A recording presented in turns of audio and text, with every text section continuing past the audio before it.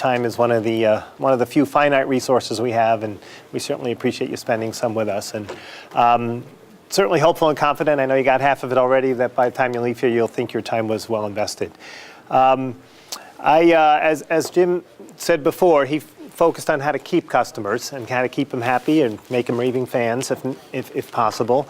But what I'm going to just kind of focus on is how we go about filling the top of that funnel. And it's a big topic. We're not going to address it in 30 minutes, comprehensively, but I'm certainly going to touch on a bunch of key points and things that I think you'll be able to use that'll certainly help you, with your companies and your businesses and whatever you're doing.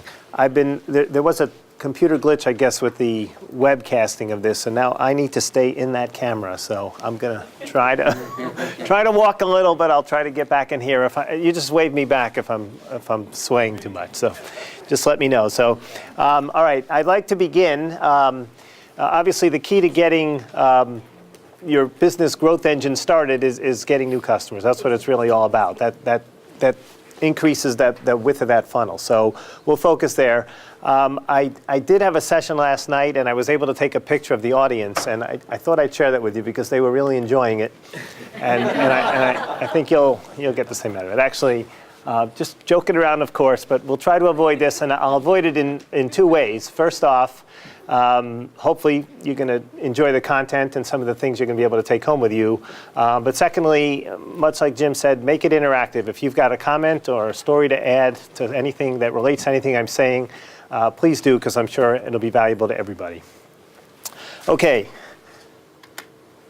I always enjoy this quote, but as we're in a quote-unquote recessionary or tough economic environment, things are a little bit different now, and we need to just make sure we're doing everything we possibly can to position ourselves not only to earn revenue now, but to be positioned when we come out of it in the best possible place. And those two things go hand in hand. So there are plenty of companies making a lot of money right now and being very successful. And what we've basically done is try to model all of their best practices and the things that they're doing that make them tick that way. And hopefully we can all gain from that. Okay. The biggest thing we have to realize is that the old way of doing business doesn't work. I shouldn't say doesn't work, but it's not enough. It's really what it's all about. Okay. By a show of hands, who here has a competitor? Pretty good. That's just the exercise part of the program. Of course we have competitors, right? All right. But the question is, how do we get picked over our competitors? That's really what this is all about. And that's how the more you can separate yourself, the better off, obviously, you're going to be in gaining market share and getting those new customers. So that's really what we're going to talk about today is some ways to try to set yourself apart from everybody else in the various disciplines. Okay, the thing that's going to permeate this whole session is what we call value first, okay?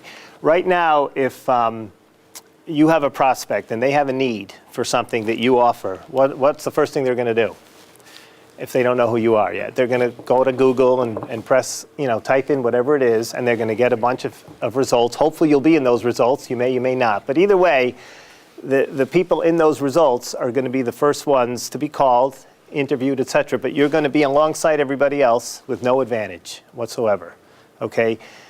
The whole point of getting value out first is so that, number one, you don't have to be in the Google search, okay? If they already know who you are and what you're about, you're going to be considered, so that's important.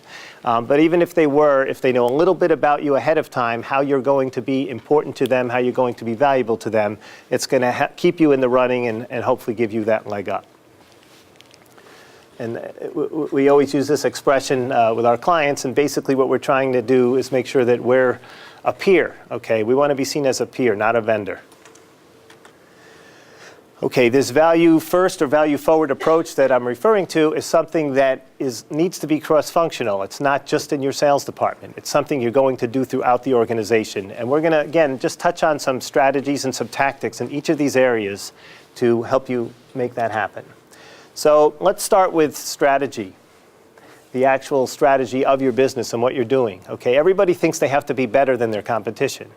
And the point I want to make here is you don't necessarily have to be better. You just have to be different, okay? And different in a way that has a target market that appreciates the value of that difference.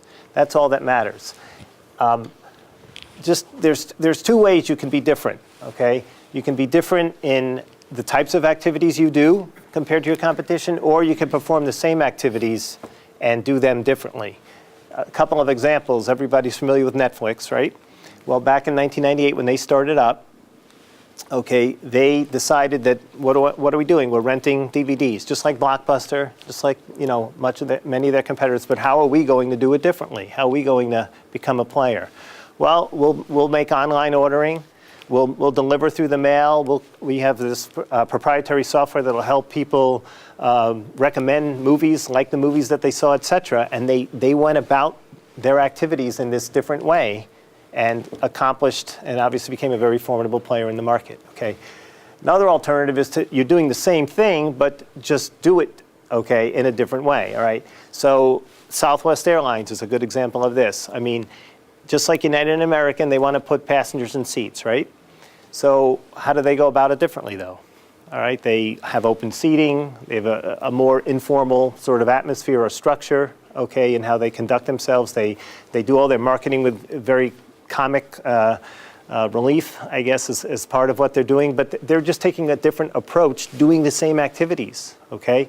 But again, it became a very significant player in the marketplace from it. So even understand with strategy, it's just about being different as opposed to necessarily being better. Okay, let's switch a little bit now to the marketing side of things. Okay, we've come out of strategy into marketing. And I just want to touch on a few areas here of how we put our value forward. Again, that's the theme throughout here, is to figure out how it is that we want to be recognized by the customer in advance. First thing I want to talk about is thought leadership. And the key here is that you want to be seen as the expert, okay? And you don't want to just be the expert in what you're doing. You want to be the expert in what they're doing, okay? So you need to get to know the industries of your buyers, of your prospects, okay? Know what's going on. What are their hot issues? What are they facing every day that they're sitting around their boardroom discussing, okay? Because if you can develop a knowledge base in this area and start to give them advice in this area, you're going to obviously get that leg up and be seen as that peer. One great way to accomplish this is to look at their verticals, whatever their industries are, go to their, very often there's a trade association for that industry, look at the trade show for that industry, and look at the agenda, okay? There's always breakout sessions, and those breakout sessions are very topical, typically, to hot issues that are going in and around that industry. Get familiar with those hot issues, okay? Once, again, you're aware of all these problems, when you sit down and have discussions with them, they're going to hear you differently than every other vendor. Okay, you're not going to appear like a vendor to them, all right? Engagement marketing is really how we take this thought leadership and deliver it, is really what engagement marketing is all about. As we look at the definition, okay, what we're trying to do is subtly nudge our prospects, okay, on a periodic basis with all types of information that's going to put us in that position of the expert, okay? Educated buyers, sophisticated buyers buy more quickly, okay, and they're more apt to buy with you just the same, okay? I guess the process really is taking somebody from a passive mode into an active mode by educating them all along the way. Okay, there are many different methods of delivering, this thought leadership that you have, and through engagement marketing.